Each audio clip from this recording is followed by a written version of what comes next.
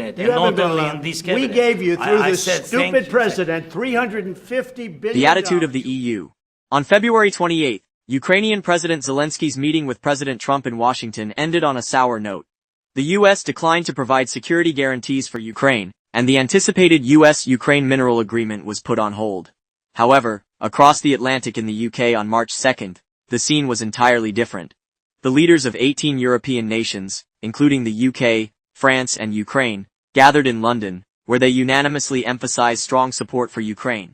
British Prime Minister Starmer announced 4 steps to support Ukraine after the summit. First, continuing military aid to Ukraine and exerting economic pressure on Russia. Second, ensuring that lasting peace guarantees Ukraine's sovereignty and security, with Ukraine's involvement.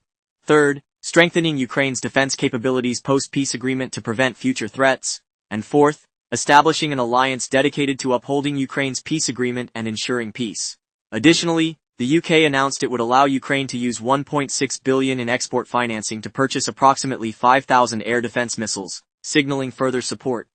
European autonomous defense was another key topic at the summit, reflecting a widespread sense of urgency and a desire for change among European leaders.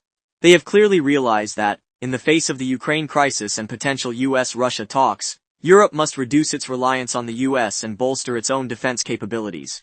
European Parliament President Ursula von der Leyen announced at the summit's conclusion that she would submit a comprehensive plan to rearm Europe on March 6, explaining that there is an urgent need to increase military investment to prepare for the worst-case scenario. She also emphasized that Europe must turn Ukraine into a steel porcupine, too tough for aggressors to swallow. However, there were also critical voices. Marine Le Pen, leader of France's right-wing National Rally Party, remarked, "The European Commission has once again overstepped its authority. As always, it exploits crises to seize powers that do not belong to it but to nation-states. It has already used this approach to control immigration policy during the migrant crisis and the health sector during the COVID pandemic. We must reject this practice with all our strength." Meanwhile, across the ocean in the US, President Trump criticized Zelensky's remarks in Europe about the long road to a ceasefire, tweeting, "This is the worst statement that could have been made by Zelensky, and America will not put up with it for much longer.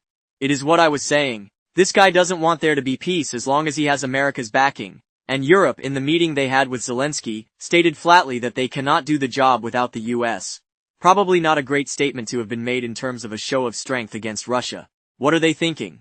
In another post, Trump criticized Europe, pointing out that since the Russia-Ukraine war began, Europe has spent far more money buying Russian gas and oil than it has on military aid to Ukraine, exposing the hypocrisy of European politics. Europe has spent more money buying Russian oil and gas than they have spent on defending Ukraine, by far. Although the summit was lively, its outcomes seemed less than optimistic. Amusingly, the European leaders agreed to draft a Ukraine peace plan but still needed to submit it to the US. Before the summit, French President Macron told Le Figaro that France and the UK had proposed a 1-month ceasefire along Ukraine's air, sea, and energy infrastructure front lines, and that Europe would not deploy peacekeeping troops to Ukraine in the short term.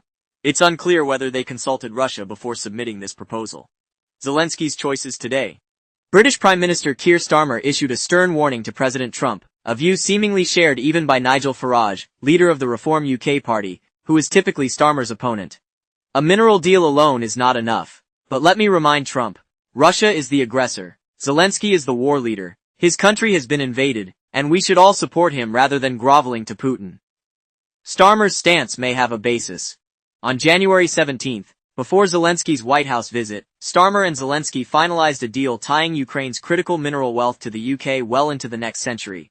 This deal covers defense, security, energy, and infrastructure, and includes a dedicated task force to maximize the benefits of Ukraine's natural resources. In other words, while Zelensky appeared to be negotiating sincerely with the US and Washington, he had already secretly aligned with the UK, creating a significant conflict of interest with the supposed US mineral deal. One can't sell the same goods to two buyers, right? Many have questioned Zelensky's actions, viewing them not just as disrespect to the Trump administration, but as outright deceit. Still, Zelensky believes he can salvage his relationship with Trump and remains intent on signing a mineral deal with the US. He has dismissed claims that America will stop supporting Ukraine, while repeatedly asserting that Ukraine will not cede territory to Russia for a peace deal. This stance seems contradictory and illogical. Meanwhile, recent remarks by Andriy Yermak, head of the Ukrainian presidential office, have drawn widespread attention. Yermak wields significant influence over Zelensky's decisions. Since the war began, Zelensky has replaced his defense minister, military commander-in-chief, and many senior officials, but never Yermak. In an interview with Phoenix TV and CGTN at a European airport, Yermak said, "Now is the time to arrange a meeting between the two leaders. I think this is a critical moment because China could play an important role in a peace agreement." These comments suggest Zelensky is desperate to escape his current predicament. Changes in the U.S. President Trump's stance on Ukraine seems increasingly clear. He recently stated, "Making a deal shouldn't be that hard. It could be done quickly. Now maybe someone doesn't want a deal. And if someone doesn't, I don't think that person will be in power for long. I wouldn't listen to that person for long because I believe Russia wants a deal. I believe the Ukrainian people definitely want a deal." A senior U.S. Defense Department official recently revealed that President Trump will order a suspension of all military aid to Ukraine until he is convinced that Ukraine's leadership demonstrates a genuine commitment to peace. At the same time, the Trump administration appears to be engaging more frequently with Russia, including plans to lift sanctions. This is part of a broader diplomatic effort, particularly tied to negotiations aimed at ending the Ukraine war. U.S. Treasury Secretary Scott Bessent publicly acknowledged this possibility in a February 20, 2025 interview with Bloomberg TV, noting that sanction relief could hinge on Russia's cooperation in peace talks. A March 3, 2025, Reuters article further confirmed that the Trump administration is preparing options to lift sanctions on certain Russian entities and individuals, including oligarchs, for upcoming discussions with Russian representatives. This U.S.-Russia interaction could bring positive changes, potentially hastening the end of the Russia-Ukraine war and fostering peace and stability in the region. Recent U.S. polls also show public support for Trump's push for peace negotiations and a peaceful resolution. Reflections on the war.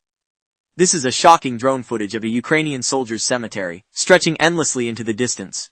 According to President Trump, the war has so far caused over 700,000 Ukrainian casualties and over 900,000 Russian casualties, totaling more than 1.6 million over 3 years, an average of over 10,000 casualties per week. This is the brutality of war.